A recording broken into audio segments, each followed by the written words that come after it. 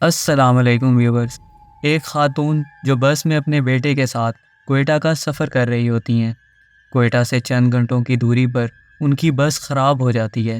وہ بس سے باہر نکل کر بس کے ٹھیک ہونے کا انتظار کر رہی ہوتی ہیں کہ اچانک دو لوگ ان کی مدد کے لیے آتے ہیں۔ اسی کے ساتھ فیصل آباد میں ایک لڑکا جو آدھی رات کو گھر واپس لوٹ رہا ہوتا ہے، وہ سنسان گلیوں میں سے گزرتا ہوا اپنے گھر کی طرف جا رہا ہوتا ہے کہ اچانک اسے ایک آواز آتی ہے۔ وہ ایک ایسی آواز ہوتی ہے جس کو سن کر وہ چونک جاتا ہے، کیونکہ رات کے ویرانے میں کوئی اس کا نام لے کر اسے پکار رہا ہوتا ہے۔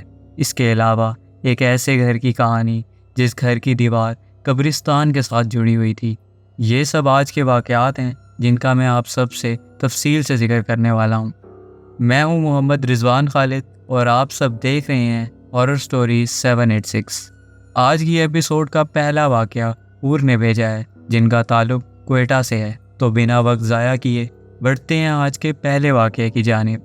میرا نام حور ہے اور میں کوئٹہ سے تعلق رکھتی ہوں۔ یہ بات آج سے 7 سال پرانی ہے، جب میری والدہ اور بھائی کراچی سے کوئٹہ سفر کر رہے تھے، جبکہ میں اپنے باقی گھر والوں کے ساتھ کراچی میں تھی۔ میری والدہ کو کچھ آفیشیل کام تھا جس کے لیے انہیں ارجنٹ جانا تھا۔ وہ ایک بس میں سفر کر رہے تھے جس میں اور بھی مسافر موجود تھے۔ کوئٹہ سے 2-3 گھنٹے کی دوری پر ایک چھوٹا سا شہر آتا ہے جس کا نام کلاٹ ہے۔ مغرب کا وقت تھا۔ کلاٹ پہنچتے ہی ان کی بس خراب ہو گئی۔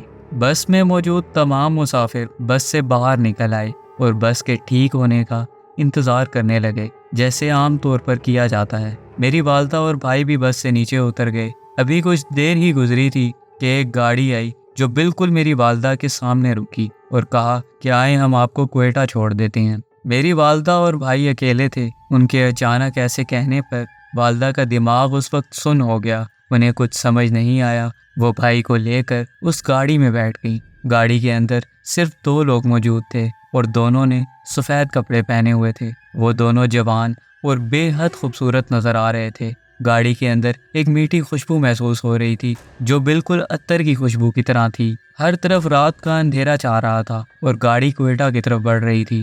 انہوں نے کوئٹہ میں داخل ہوتے ہی گاڑی کو ایسے راستے پر ڈال دیا جو راستہ ہمارے گھر کی طرف جاتا تھا۔ میری والدہ کو لگا کہ ہمارے گھر کا ایڈریس بھائی نے بتایا ہے، جبکہ ایسا بالکل بھی نہیں تھا۔ ان لوگوں کو گھر کا ایڈریس پہلے سے معلوم تھا۔ ان انجان لوگوں نے میری والدہ اور بھائی کو ٹھیک ہمارے گھر کے باہر اتارا۔ میری والدہ اور بھائی نے گاڑی سے سامان نکال کر گیٹ کے سامنے رکھا اور جو ہی وہ ان کا شکریہ ادا کرنے کے لیے پیچھے مڑے تو وہاں کسی گاڑی کا نام و نشان تک نہیں تھا۔ میری والدہ اور بھائی کو نہ تو گاڑی کے چلنے کی آواز آئی اور نہ ہی دور دور تک وہ گاڑی نظر آئی۔ وہ جو کچھ بھی تھا سب غائب ہو گیا تھا۔ یہ بات اب ان کو سمجھ میں آ گئی تھی کہ وہ 2 لوگ انسانوں میں سے نہیں تھے بلکہ وہ جنات تھے۔ میری والدہ کہتی ہیں کہ وہ پورا راستہ مسلسل مٹھائی کھاتے رہے۔ ان 2 لوگوں نے پورا سفر نہ ہم سے کوئی بات کی اور نہ ہی وہ آپس میں ہم کلام ہوئے۔ وہ خاموشی سے بیٹھے رہے اور دوران سفر مٹھائی کھاتے رہے۔ میری والدہ کہتی ہیں کہ ایک بات اور جو میں کافی عرصہ سمجھ نہیں پائی وہ یہ تھی کہ جب وہ لوگ ہمارے پاس آ کر رکے تب وہاں اور بھی فیملیز اور لیڈیز موجود تھیں۔ انہوں نے مدد کے لیے ہمیں ہی کیوں چنا؟ پھر مجھے یاد آیا کہ میں راستے میں کلمہ پڑھتی آ رہی تھی۔ میں نے سنا ہے کہ جب کلمے کی تعداد زیادہ ہو جائے تو ایسی نیک چیزیں اس انسان سے اٹریکٹ ہونے لگتی ہیں۔ اسی کے ساتھ بڑھتے ہیں آج کے اگلے واقعے کی جانب جو حذیق نے بھیجا ہے، جن کا تعلق فیصل آباد سے ہے۔ آئیے سنتے ہیں انہی کی زبانی۔ میرا نام حذیق ہے اور میرا تعلق فیصل آباد سے ہے۔ میں نے کبھی نہیں سوچا تھا کہ فیصل آباد جیسے شہر میں کوئی ایسا واقعہ ہوگا جسے میں حقیقت میں خوفناک کہوں گا۔ یہ ایک عام سا شہر ہے۔ لوگ اپنے کاموں میں مصروف رہتے ہیں اور رات کو سڑکیں ویران ہو جاتی ہیں، لیکن جو کچھ میرے ساتھ ہوا وہ مجھے ہمیشہ یاد رہے گا۔ یہ کچھ مہینے پہلے کی بات ہے۔ میں رات کو اپنے دوستوں سے مل کر گھر واپس آ رہا تھا۔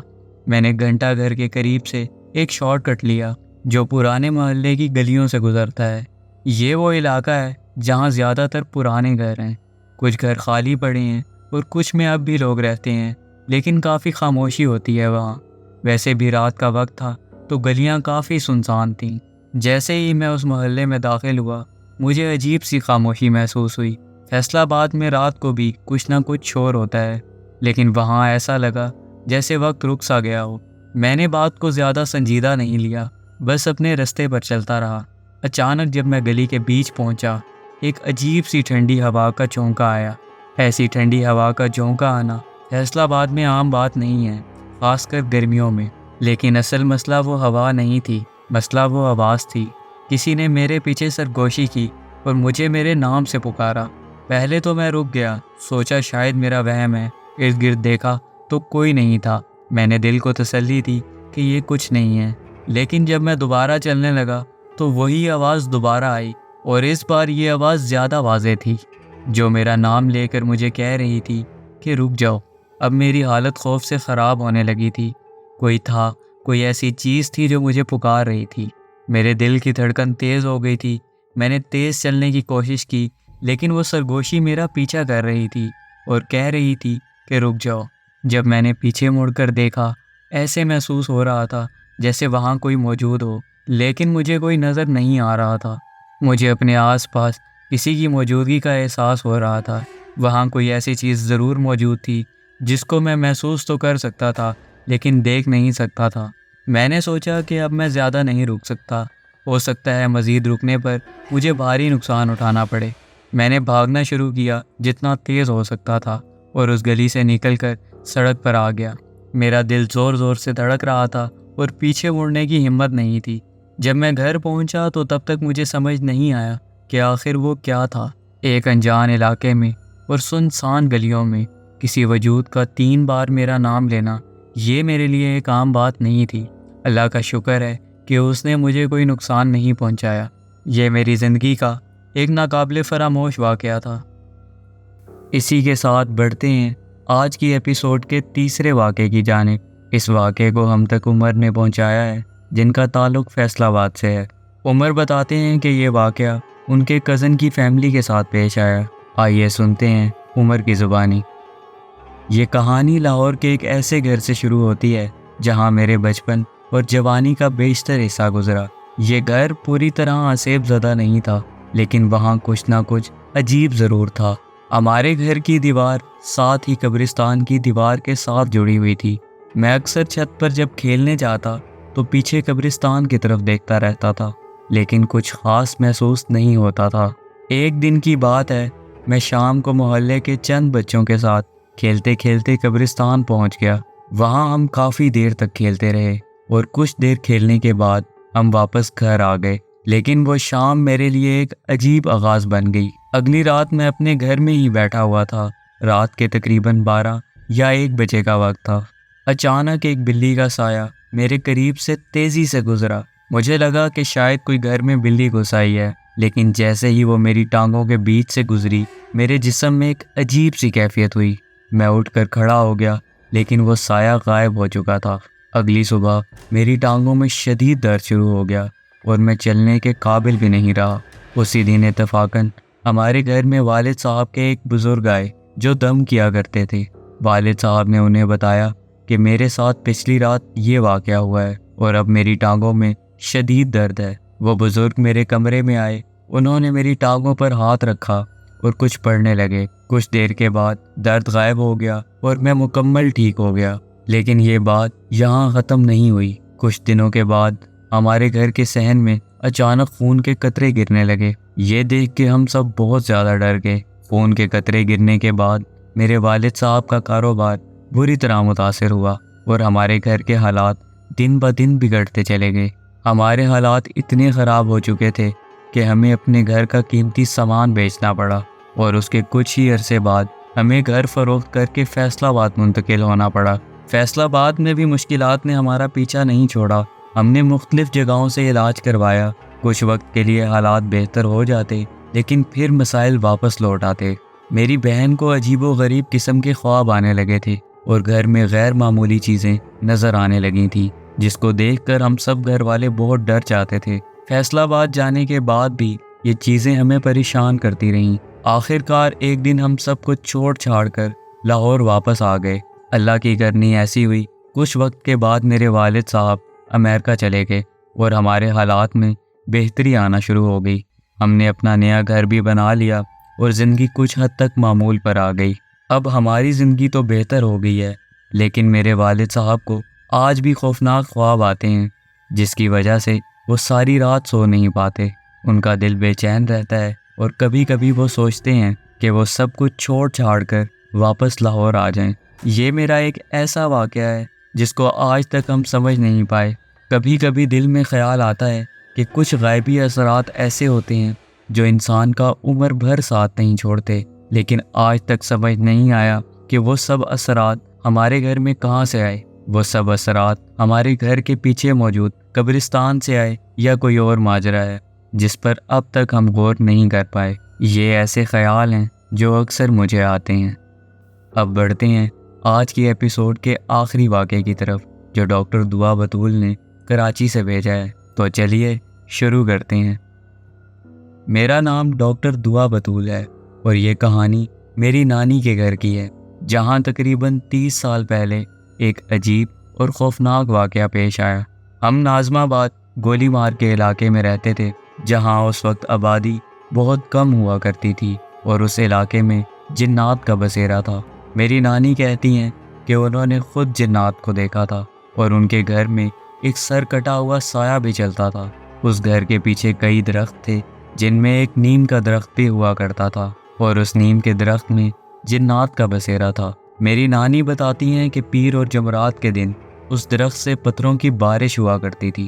جب میرے ماموں کی شادی ہوئی تھی تو ان کی بیوی کو صفائی کا بہت خیال تھا۔ انہیں نیم کے درخت سے گرنے والے پتوں کی صفائی کرنے میں مشکل ہوتی تھی، اس لیے انہوں نے وہ درخت کٹوا دیا، اور اس کے بعد گھر میں عجیب و غریب واقعات شروع ہو گئے، جس کا سب سے زیادہ اثر ان کی بیٹی پر ہوا، جو شروع میں تو بالکل ٹھیک تھی، مگر کچھ مہینے بعد اسے دورے پڑنے لگے۔ ڈاکٹرز اور عاملین سب نے علاج کیا، مگر کچھ فائدہ نہیں ہوا۔ ایک بڑے عامل نے بتایا کہ جو نیم کا درخت آپ نے کاٹا تھا اس میں جنات کا بسیرا تھا، اور جب درخت کاٹا گیا تو وہ جن اپنے بچوں کے ساتھ گھر میں بکھر گئے اور وہ سب مل کر آپ کی بیٹی کو تنگ کر رہے ہیں۔ عامل نے وظائف اور تعویذ بھی دیے، مگر وہ سب غائب ہو جاتے تھے۔ اس گھر میں موجود جنات ان تعویذ اور وظائف کو غائب کر دیا کرتے تھے، جو لاکھ ڈھونڈنے پر بھی دوبارہ نہیں ملتے تھے۔ پھر ایک دن ایک اللہ والے نے انہیں بتایا کہ اس بچی کو دم کیا ہوا پانی پلایا جائے۔ پانی پلانے کے بعد یا تو وہ ٹھیک ہو جائے گی یا اس کی جان چھوٹ جائے گی۔ جب اس بچی کو وہ پانی پلایا گیا اور جیسے ہی اس نے وہ پانی پیا، بچی نے آخری سانس لی اور وہ اس دنیا سے رخصت ہو گئی۔ اس بڑے صدمے کے بعد میرے ماموں نے وہ گھر بیچ دیا اور ایک نیا گھر لے لیا، مگر وہاں بھی حالات ٹھیک نہیں ہوئے۔ وقت کے ساتھ نانا کا بھی انتقال ہو گیا اور گھر کی فضا میں ایک عجیب سا خوف پیدا ہو گیا۔ ایک دن گھر میں بجلی نہیں تھی تو ماموں اور مامی چھت پر چلے گئے، جبکہ میری خالہ اپنی بیٹی کے ساتھ نیچے موجود تھی۔ اچانک بیٹی کے چیخنے کی آواز آئی۔ جب خالہ نے اسے اٹھانا چاہا تو ان کا ہاتھ ایک ایسی چیز سے لگا جس کے بال کانٹوں کی طرح چبھنے والے تھے۔ میری خالہ نے جیسے ہی اس چیز کو چھوا، وہ اچانک غائب ہو گئی۔ ایسے عجیب و غریب واقعات کا ہونا روزانہ کا معمول بن چکا تھا۔ انہوں نے کافی عاملوں سے علاج کروایا، مگر وہ اثرات ختم نہیں ہوئے۔ ایک مولوی صاحب نے بتایا کہ وہ جنات جو نیم کے درخت میں رہتے تھے اب اس گھر والوں کے ساتھ ہمیشہ رہیں گے اور ہمیشہ تنگ کرتے رہیں گے۔ ان سب نے مل کر کافی کوشش کی، ہر جگہ علاج کروایا، لیکن ان چیزوں نے ان کا پیچھا بالکل بھی نہیں چھوڑا۔ ایسے ہی وقت گزرتا گیا اور کچھ عرصے کے بعد مامی کا بھی انتقال ہو گیا۔ وہ گھر اب بھی وہیں موجود ہے۔ آج بھی جو اس گھر میں جاتا ہے اسے ایک عجیب سی عورت نظر آتی ہے جس کے لمبے بال ہوتے ہیں۔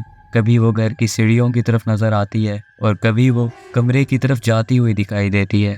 اس وجہ سے سب نے اس گھر میں جانا ہی چھوڑ دیا اور وہ گھر ہمیشہ کے لیے ویران ہو گیا۔ یہ واقعہ اس بات کا گواہ ہے کہ کبھی کبھار کچھ فیصلے ہماری زندگیوں میں ہمیشہ کے لیے عجیب و غریب واقعات کو جنم دیتے ہیں۔ کہا جاتا ہے کہ کوئی بھی فیصلہ کرنے سے پہلے اپنے بڑوں سے مشورہ ضرور کریں، تبھی ہمارے بزرگ گھر میں لگے ہوئے درخت کاٹنے سے سختی سے منع کرتے ہیں۔ میں حور، حزیق، عمر اور ڈاکٹر دعا بطول چاروں کا دل سے شکریہ ادا کروں گا، جنہوں نے اپنا قیمتی وقت نکالا اور اپنی زندگی کے واقعات ہم سے شیئر کیے۔ میں آج کی ایپیسوڈ کا اختتام کرنے سے پہلے بتاتا چلوں کہ جو واقعات مجھ تک پہنچے ہیں میں ان تمام واقعات کو آپ سب تک ضرور پہنچاؤں گا۔ اگر آپ کو میری یہ ایپیسوڈ پسند آئی ہو تو ایپیسوڈ کو لائک ضرور کیجیے گا اور کمنٹ میں اپنی رائے کا اظہار بھی ضرور کیجیے گا۔ نئے آنے والے ویورز سے گزارش ہے کہ چینل کو لائک، شیئر اور سبسکرائب ضرور کیجیے گا۔ آپ سب نیچے دیے گئے نمبر پر اپنی سٹوری شیئر کر سکتے ہیں۔ اسی کے ساتھ میں اجازت چاہوں گا، جلد ہی نئے ایپیسوڈ کے ساتھ حاضر ہوں گا۔ آپ سب اپنا بہت خیال رکھیے گا۔ تب تک کے لیے اللہ حافظ۔